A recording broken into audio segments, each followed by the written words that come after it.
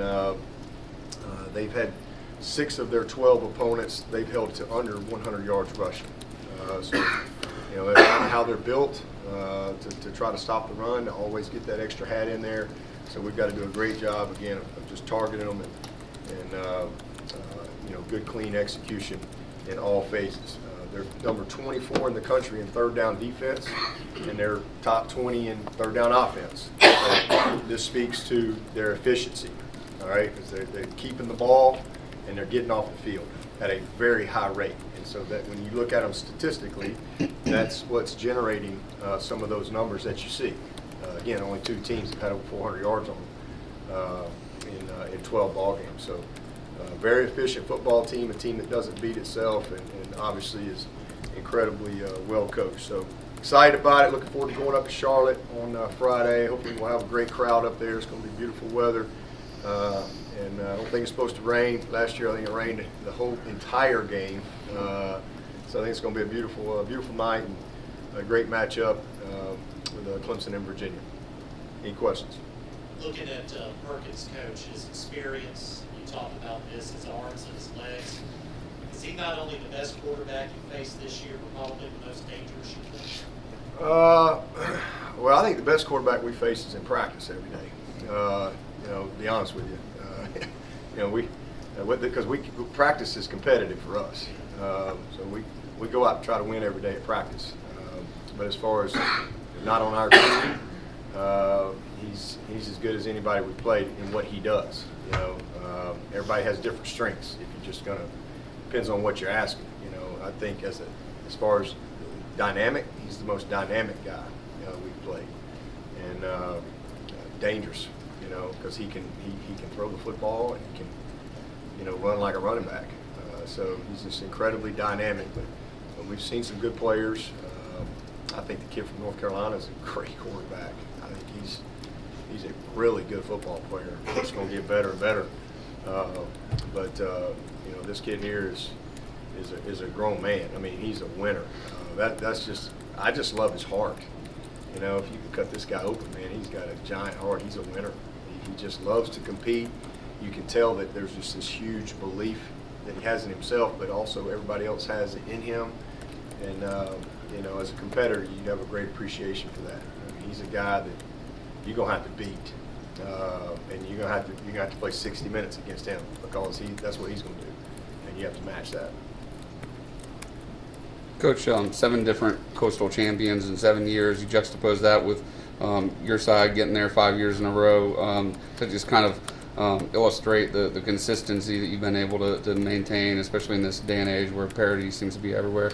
It's hard. That's the hardest thing to do is to win again, to win consistently.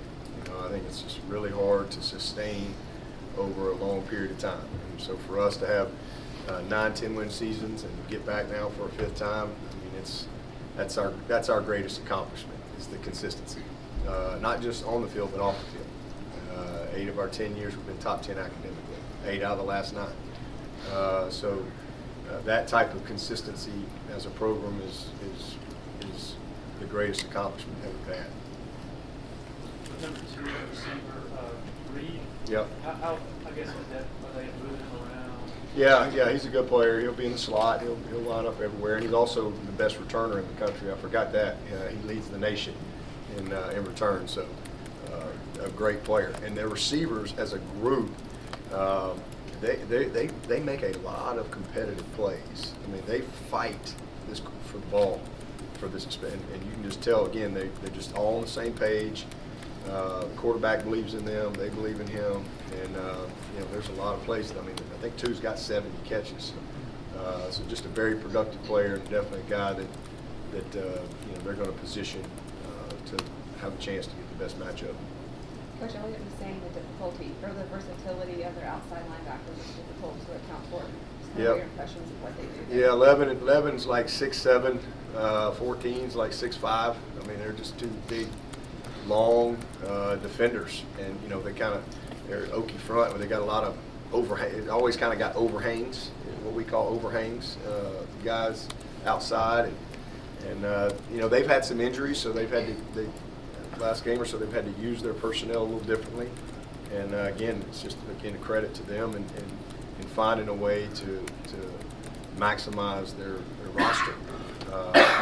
They didn't play a lot of guys. They only played like 13 guys versus Virginia Tech. So I think they don't have a ton of depth. Again, some of that is just some of the injuries that they've had. But the 14 and 11, they're good players. And again, just long guys that can be a problem in the pass game and also do what they need to do to help support the run. Devo, it sounds like from talking this week that you see a lot of what you've done here with what Bronco's trying to accomplish up there. Have you gotten to know him a little bit over these past few years? Yeah. He's just he's a great coach, but he's about the right things. He's what's great about the profession. I love being around people like him that truly are ambassadors for the game and love their players and are about building something the right way. And that's exactly what he's doing there, no doubt about it. And you know, he's tough. You know, he's not afraid to fail. And I think a lot of people, when he came here and he took that job, everybody's like, what is he doing? You know, great situation he was in. And you know, first meeting I was in, I was like, that guy gets it. That guy will be successful. I don't know when or what their situation there is or how patient they'll be. I mean, they'll fire you after 2 years now, not even 2 years. You know, take over dumpster fire and they fire you in 2 years. But they've done a great job because, you know, is this his 4th year? Yeah, I think so. You know, I don't think they did very good the first year or two. And last year they took a step forward, and man, now here they are in year 4, and they're in the ACC championship game. For me, first time I met him and just being around him the last couple of years, very easy to see that he's going to be successful. He's made of the right stuff. With Perkins, do you try to keep him in the pocket and make him one-dimensional, or how do you try to defend him? Yeah, well, you better have eyes on him. I mean, you know, look at Virginia Tech, and they got burned a couple times. You know, played some really cover zero type of man coverage, and everybody's backs are turned and running, and you know, here he goes. And so you've got to do a great job with your rush lane discipline up front, but you got to have somebody. You know, you got to mix up you can't just play man coverage. You got to have some zone principles. You got to have eyes. You got to have eyes on him at all times. And again, you can't. The guys up front have to know who they're playing against.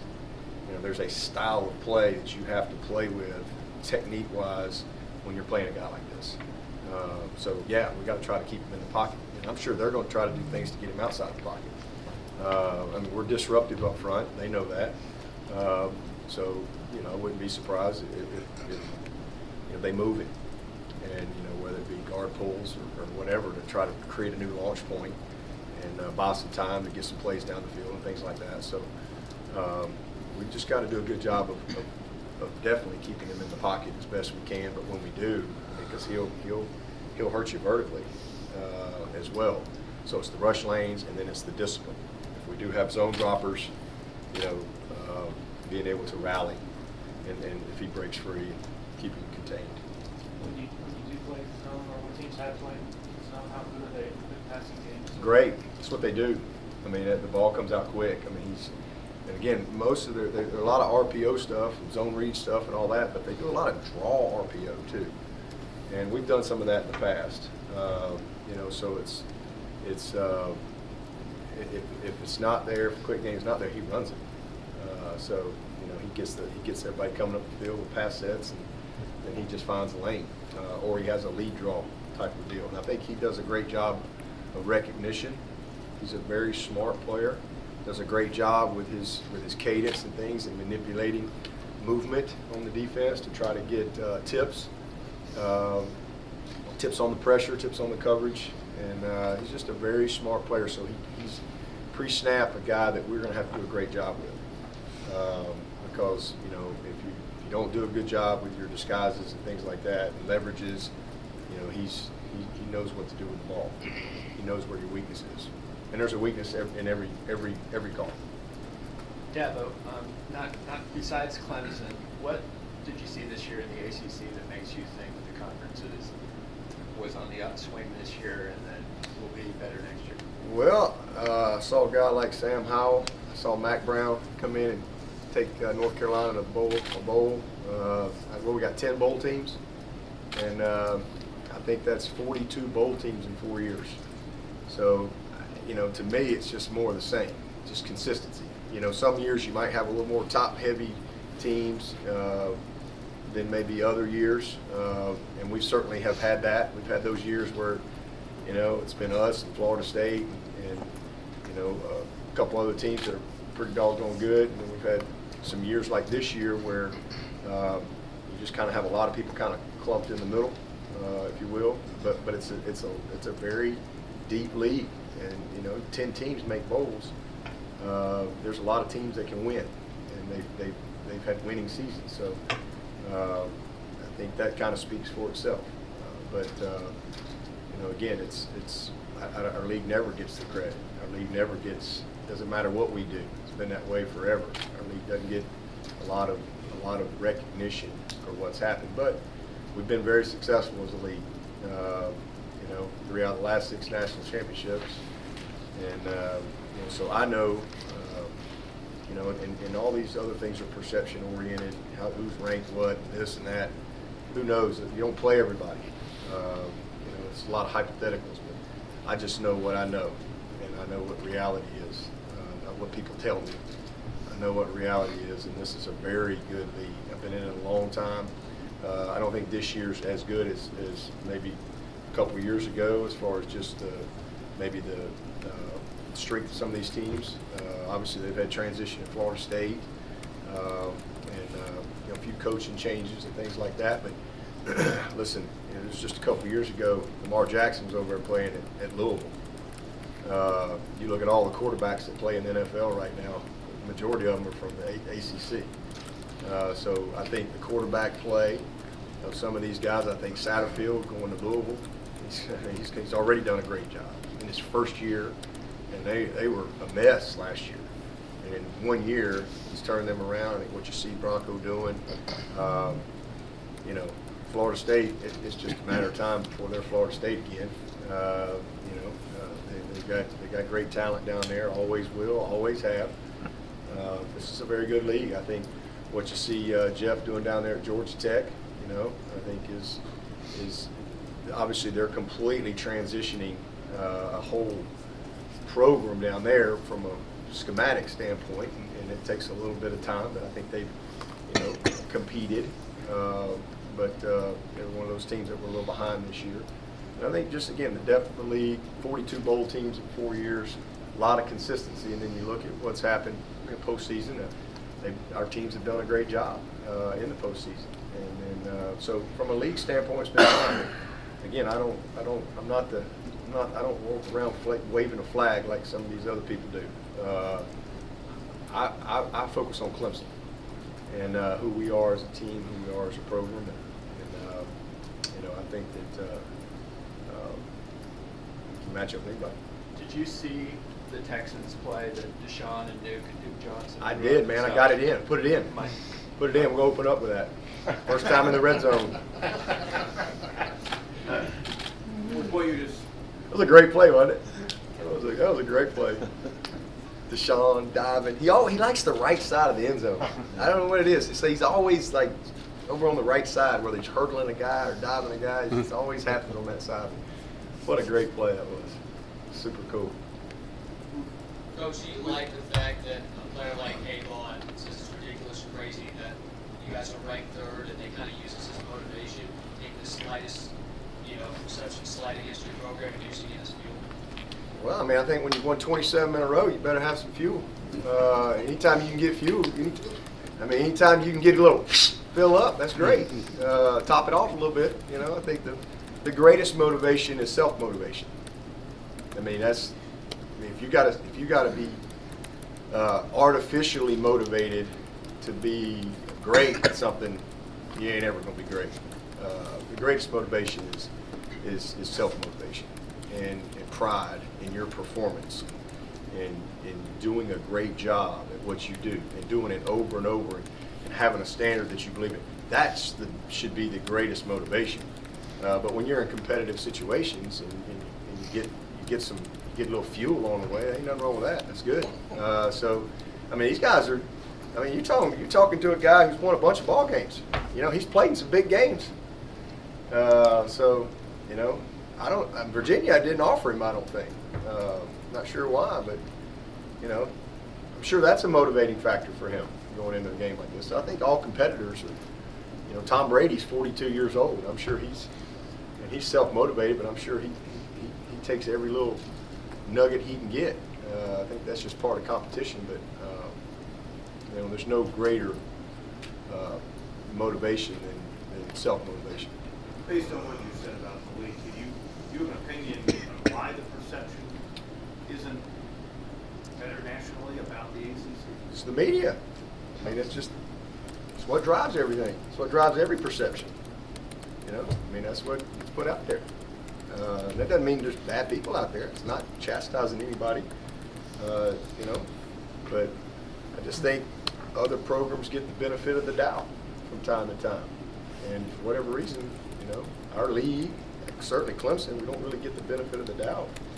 You know, if there was another team out there that was coming off a 15-0 season and had beaten a team by 4 touchdowns, beaten Alabama by 4 touchdowns, and you know, I think people would focus more. People should focus more on who we are, and not who we so-called play. And I think other teams would get a little different benefit of the doubt. And I could understand if we were a new kid on the block. But we've been around here a long time. You know, I mean, we've had 9 straight 10-plus win seasons. We're the second winningest team in the decade, or that's in Alabama. We've played everybody. I mean, every year we play the same schedule. We played the same schedule this year we played last year. I think we swapped Duke or North Carolina for Duke. Play the same schedule. Play Texas A&M, play South Carolina. I mean, we just play. All we can do is play who we play. I think the biggest thing is just sometimes people create storylines in the off season, and sometimes they don't add up. And you know, we weren't supposed to be very good on defense this year. Last year's team, we had a lot of those superstar guys, and we were portrayed differently. And the crazy thing is this team is playing way better than last year's team. It's really not even close. But yet you would think, based on the perception that's been created out there, because they still talk about a close game with North Carolina. I mean, it still gets talked about. Still talk about Trevor throwing a few interceptions early in the season. They don't talk about all the touchdowns. Trevor's, if they thought he was good last year, it ain't it. He's so much better now than he was last year. At any point, he is twice the quarterback right now than he was in the national championship game when everybody was crowning him the king of football. He's twice the quarterback right now today. And people have missed it because there's just been this rhetoric all year long. And so, again, it's not me chastising anybody at all. Everybody does their job. It's me. I just don't think our team has been portrayed properly, and I think people have missed out on a beautiful football team. James Skalski he's a beautiful football player. Oh, my goodness. Travis Etienne, what a year he's had. It's incredible. It's incredible. And again, we've dominated 11 out of 12 games. Some people say, oh, we were good since North Carolina. No, we've been great all year. We've dominated every single opponent. Texas A&M was the 12th ranked team in the country when they came in here. Nobody knows anything about that stuff. So all of a sudden we beat them, well, now they're not any good. You know, it gets just driven by perception and, you know, media and conversation or rhetoric. Not everybody. There's been a lot of people out there that I think have, you know, recognized our team. But I think for what T. Higgins has done, what this offensive line has done, again, it's not who we play, it's how you play. It's who we are and who we've been. And when people say, well, they just, you know, I mean, there was conversation. I went on First Take and I'm asked a question. Like, there's debate. Like, we go undefeated, we shouldn't be in the playoffs. That's the type of conversation. And then people get amnesia this time of year. Now, all of a sudden, last 2 or 3 weeks, everybody wants to say, oh, Clemson's a great team. We're the same team we've been all year. We're the exact same team. It's just now, you know, they have to recognize that. But it's really not any different than it's been all year. It's not any different at all. So all I can tell you is, I don't know why, but I just think that sometimes we don't get the benefit of the doubt, and that's a shame. But a lot of people, I mean, it's not like, and as people said, I answered a guy's question the other day. He asked me a question about, does the game even matter nationally with it? And I'm like, what are you talking about? Yeah, it matters. We get beat, we're out. That's not a shot at the committee. I don't even know who's on the committee. I have no idea. Don't care. I think the committee's gotten it right every year. I think they've gotten it right every year. I think they do a great job. That's not one iota what I was talking about. Just talking about how our team, this team, has been portrayed all year so inaccurately. And the story, instead of who we are and how we play, the story's been about, we played a close game, we don't play anybody, which is total disrespectful for other teams. We don't play anybody. Oh, and Trevor threw a couple interceptions. That's been the story all year long. Trevor Lawrence should be a Heisman finalist. He's unbelievable what he's done. It's incredible. It's incredible the year that Trevor Lawrence has had. It's incredible what ETN has done, what these wideouts have done, what this offensive line has done. They are better in every area as a football team than that team that went 15-0 last year at this point. Now, will they finish? I don't know. We're good enough to compete for our league, so we're gonna get a shot to do that. You know, you gotta take the steps, but I just think that, again, I think a lot of people have missed some beautiful football with this team. What this back seven has done, unbelievable. So again, people focused on who left instead of who was here. And that's the best back seven I've coached. Incredibly disciplined. They don't give up big plays. They play smart. They're committed. They're detailed. They're passionate about preparing every week. Every week. It doesn't matter who we play. It doesn't matter what we're supposed to win. These guys come to work as if we're playing the national championship every single week, and that is not an easy mindset to have. And instead of that being focused on, again, how we've played, I mean, I think we've had 7 wins of 30-plus points or something like that in a row. And who we are, people create other storylines to try to diminish what's been accomplished. And that's what my passion is. Our program. My passion is these players. And you know, from time to time, I think as a leader, you got to speak up. Simple as that, and not let other people diminish what's been accomplished. Because that's been the objective from some people. You know, to try to diminish what's been accomplished. And even in the off season. You know, well, let's create excuses why something happened because it didn't go according to the narrative. So I just try to tell the truth, the way I see it. That is. Do you believe a dominant team in a league, kind of like what Florida State was in the 90s, eventually makes the other teams in the league better? Oh, there's no That question. belief. No doubt. You got to get better. Yeah, no question. Dabo, Feinbaum went all wonderful pretty strongly this morning on one of your shows. Been in meetings. Hate I missed it. Sure, it was riveting. Do you enjoy ringing his bell a little bit, considering his position nationally? Ringing his bell specifically? No. Listen, I like Paul. Paul's great at what he does. I'm not going to dislike somebody because he's great at his job. You know, a lot of people don't like me because I'm good at my job or because I wear this logo. They don't know me as a person. They just don't like me because, you know, I'm passionate about doing a good job. And, I mean, he's a guy that does it. He works for the SEC. You know, let's get Eric McClain and put him on them shows every day. You know, I mean, that's what he does. That's his job. I would never be upset at a person because he does a great job. I mean, Paul Feinbaum is great at what he does. What does he do?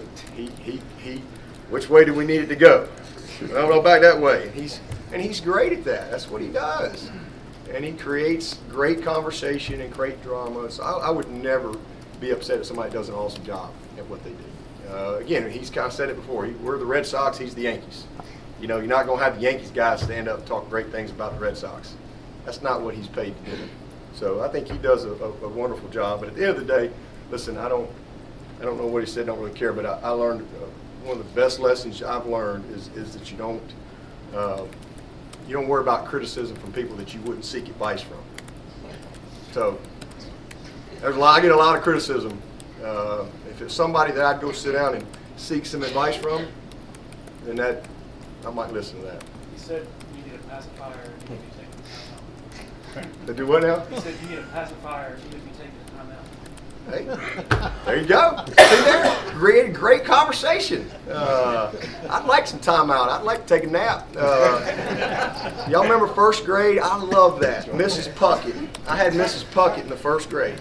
And we had to take a map. Valley Elementary. You remember you had to take a map? You walk into school with your lunchbox, had the Happy Days lunchbox, and have with my bologna sandwich, I had a mat. And you'd put it in there, and then there'd come that time during the day when they'd say, all right, it's time out, nap time, and you know, nobody wanted to take a nap. You're sitting there, so you're making faces at your buddy and flipping crayons or whatever. And well, don't y'all think we should have adult timeout time? You know, let's just all bring a mat, take a nap, and be good. So I never had a pacifier though, so I don't know how that'd work out. You got a nap room. Yeah, I know. I just need that's for the players though. Do you prefer that people saying negative things on the outside? Would it be weird if it was just like positive? No, we've had lots of positive. I think last year was so much positive. I mean, again, but we had all these superstars and everybody was focused on Christian and Dexter and this and that. And there's been lots of positivity. There's tons of positivity about our program. There's no question about that. But I just think that this particular team has been portrayed poorly all year long. Poorly, really poorly. And now you got a lot of people doing the Michael Jackson. And they're moonwalking. They're backtracking. They're getting amnesia. But I don't get amnesia. I guess what I'm saying is it make your job easier. Oh, it makes my job simple. It just, again, motivation is a part of anything. And when you got a team that's won a bunch of games, we're 10-1 versus the SEC, by the way. And aren't they the best team in the world? The best conference in the world? We're 10-1. 6-1 versus the West. That don't get written though. That's like, shove, that don't fit. That doesn't fit. Put that over here. That's Trevor threw an interception. Let's put that on a loop. So this team has not been portrayed properly by a lot of people. There are some good people out there, but from time to time. But I think we've had tons of positivity. I think last year's team was portrayed great, and people were really respected. They didn't really focus on who we played. We played the same people. They focused on how we played, and they focused on the people that were playing. And this year's team, that's been the exact opposite. I'm not sure anybody knows who Tanner Muse is. Do you know how good a year Tanner Muse has had? Unbelievable the year that Tanner Muse has had, and the year that Kayvon Wallace has had, and Nolan and Denzel and A.J. Terrell. If there's a better corner in America than A.J. Terrell, I'd like to know who he is. Well, who's talking about A.J. Terrell? Clemson didn't play nobody. What a total lack of respect for how hard it is to win. Dabo, do you think the lack of portrayal that you were speaking of had a direct effect in the folks in the award committees and folks like that voting I don't guys think like there's any Travis? doubt because they don't pay attention. They just get fed stuff, and people just believe it. Just get fed stuff. They don't watch the tape. If you watch the tape, if there's a running back award and Travis listen, great backs, it ain't even about winning it. If there's a running back award and Travis Etienne isn't a finalist for it, they shouldn't have the award. Watch the tape. Take all the great backs and sit down and really watch the tape. And you tell me that guy shouldn't be a finalist for the award? Give me a break. It's a joke. It's just kind of the way it is. It was early in the season. The message from the team was about shutting out that outside noise, but now that you're at the end of the season, the team's starting to respond to it a little bit. what does that balancing act look like of allowing the team to respond to be upset by this, but also trying to move outside? It's no different than it's been, you know. It's just we've all kept our mouth shut. I just felt like after 12-0, when a guy asked me a question, you know, it was time for me to recognize what this team has done. And so you continue to block it. That's nothing to do. I'm just answering y'all's question. That's what they paid me to come in here and do. So they ain't got to do with our team. This is no different than any other. They've been dealing with this all year long. They just laugh at it. We know who we are. We know who we are. All right? And, you know, these guys, they're not out on social media. They're not doing that. We just go to work. We'll have a good Tanoga Tuesday today. And we're going to have a good practice tomorrow. And we're going to have our butts ready to play Saturday night, just like we've been ready every week. And, you know, again, that's our goal, find a way to win each and every week. This has been an incredibly focused team, great leadership, and it's no different than it's been all year. Zero. It's just now we're in the mix, and early part of the year was, you know, shouldn't be there even if they go undefeated. That was the storylines. Quick football question.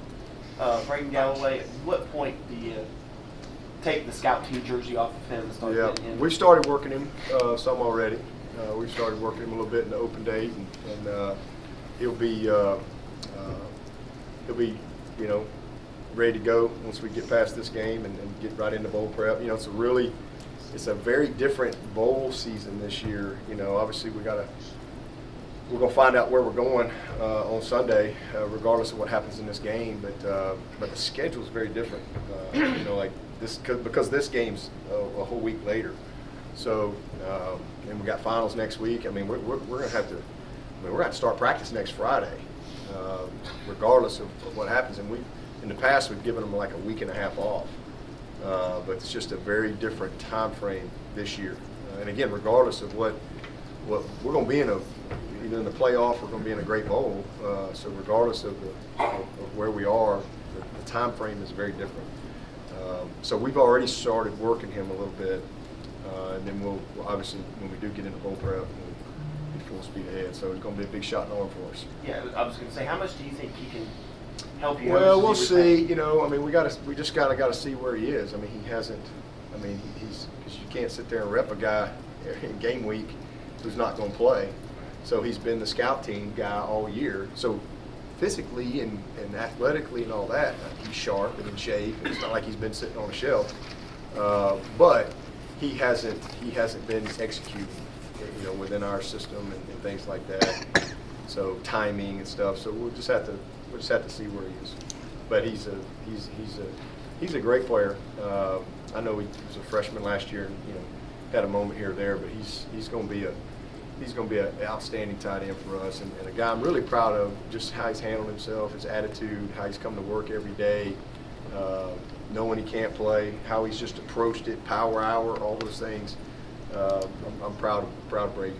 Coach Potter made the 46-yard field goal. We missed the 32-yarder on Saturday. I'm guessing you just let him work through that. It's not going to be like before with Sawicki. Hey, he's 3 out of 4. Yeah. You know, if he can keep going 3 out of 4, we're going to be in good shape. You know, that's how I look at it. We're kind of going every 4. You know, and he went 3 out of 4. For whatever reason, he's got a little kryptonite over on that short right hash. You know, we just keep working that. But again, we'll start a new 4, and let's see what he is. You know, so 3 out of 4 is pretty consistent. Yeah, but I know you said there's been some positive talk of the program. Is there anything in particular that's bothered you, or that you feel like you need to improve, or any people that have? No. Nobody personally. I would chastise at all. I just think just the general portrayal of this team and what I really don't care what people say about me or what people say about you know, any of that other stuff. It's you know, it has nothing to do with another team or anything like that. There's other, you know, I focus on Clemson. There's plenty of great teams out there. It's just I think that what's been achieved by this group of young people should be recognized, and it's a shame that a lot of people missed it outside of our folks here. I mean, it's incredible. what they've done. It's historic. I mean, it's historic. And, you know, just a beautiful group of young people. And this is a special football team. No doubt about it. It's a special football team. As good as I've ever coached. And, you know, last year was the best ever. This team's ahead of that. I coached both teams. I got a pretty good perspective. And I just think a lot of people missed it. You know, last year they didn't. You know, but what's been accomplished with this group is, again, what this defense has done is unbelievable. The job Brent's done, the job Tony and Jeff have done. It's just incredible. T. Higgins, back-to-back 10 touchdown season, never happened ever. Travis Etienne, the all-time touchdown leader, and he's basically done it in 2.5 years. It's incredible. It really is. And then Trevor Lawrence, he's off the charts as far as how he's playing the quarterback position. And then what that offensive line has done, Tremaine Ankrum, Cervinka, and Simpson, and Pollard, Big Jack, those guys have been awesome. A guy like Linjay, DK, what about DK? I mean, this guy has had a, you know, all-conference, all-American type of season. And it's not much talk about it. You know, again, I think people focused more on how we play, who our people are. But I just think there were so many no-names this year. You know, it was an easier story to say our league stinks and, you know, whatever. Don't play nobody. And it's hard. And that's been the rhetoric. And again, that just tries to diminish what's been accomplished. And if it was easy to be undefeated, you know, there's plenty of bad leagues. How come there ain't a bunch of undefeated teams? It's hard to win. It's hard to win. And again, how about a little benefit of the doubt for our program? 9, 10+ win seasons. I mean, who we need to play? We've beaten Ohio State twice. We've beaten Oklahoma twice. We've beaten LSU. We're 10-1 versus the SEC. We've beaten Alabama, who's been the best, unquestioned the best. We've beaten them 2 out of 3 national championship games. I think our program should get a little bit of benefit of the doubt. Quit worrying about our league. What's the value in general of having people outside of the program go on TV and talk about the team? That's what people watch. That's what people watch. You know? You see a lot of leagues get propped up. They get propped up. Get propped up. But we're still here. We're still here. We ain't going nowhere. We're going nowhere. Yeah, when you talk about the history, obviously the team has a chance to do it again, speaking of 5 straight conference championships, never been done before. Do you still have to talk to your team about not taking moments like this for granted, or are they pretty well versed in that right now? We don't take a day for granted. You know, we're incredibly intentional about today. There's no hope for a better yesterday, right? So you better just be great today. And that's what we're intentional about. Just having a great day today. There's as I always say, greatness and championships never go on sale. You don't ever get them at half price. You got to pay full price every week, every time. So there's a humility that has to come in starting over every week and having a respect for what it takes to get ready and being detailed. And that's what we've been able to capture better than anything we do, is that ability to have respect for the process, to understand that you're not entitled to win. You got to earn it every single week. Every week you have to earn it. And you know, that's just our culture. You know, we respect every opponent. We got to earn it. But that's why and we're really talented. So when you put great talent plus character plus integrity plus work ethic plus knowledge, you get great results. And that's what we've done. There's a lot of teams out there with great talent. You know, but it takes all those things: character, knowledge, humility, intentionality, you know, discipline, respect for the process. It takes those things. And again, this team's won 27 games in a row. Nobody even talks about it. And this team wasn't supposed to be great. We were supposed to struggle. We knew we'd be great on offense. And the story is what this defense has done. I mean, holy cow. It's incredible. it's absolutely incredible what this group has done, and a lot of people missed it. Do you think that that's at least resonating with recruits though? When you look at your 2020 class, you've got guys from all What over the resonates? country. What resonates with recruits is our program. That's what none of the rest of that stuff matters. I mean, because when they get here, they know they know who we are. They know what's real. There's a lot of people that say a whole lot of stuff, but then it's either real or it's not. And our recruiting speaks for itself. It's because we graduate our players, we equip them with the tools to dominate in life. They have a good experience, and we win. So and we do it the right way. That will conclude today. Thank you, everybody. Thank you, Coach. All right.